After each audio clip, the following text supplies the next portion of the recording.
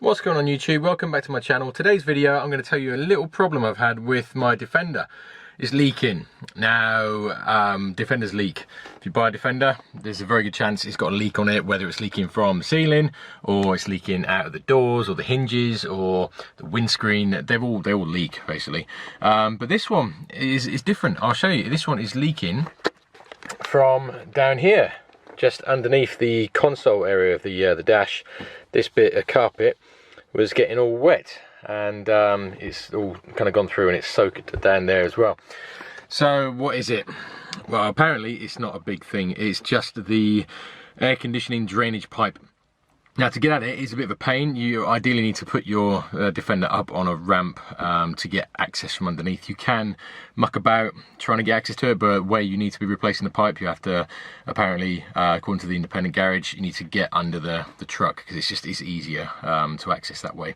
It's not a big job. It's like about 100 quid, maybe even less. It's literally the pipe that breaks. It just doesn't corrode, it perishes or just falls apart. And yeah, it's like, pennies to replace that. The labor obviously to get at it is where the cost is, but it's only like a 20-minute 30-minute job for any good mechanic.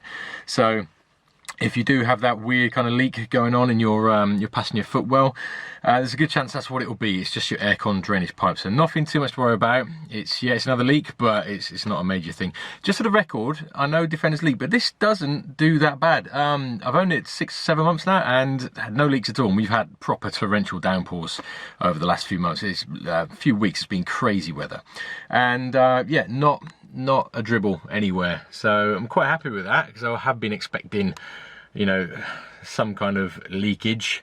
But yeah, the only slight leakage is down to a failure of a little pipe. So it's not actually rainwater getting in the car. So I'm pleased about that.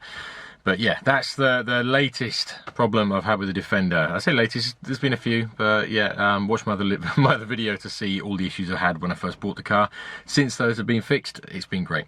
So if you found this video useful, please give it a thumbs up. Consider subscribing, and thanks for watching.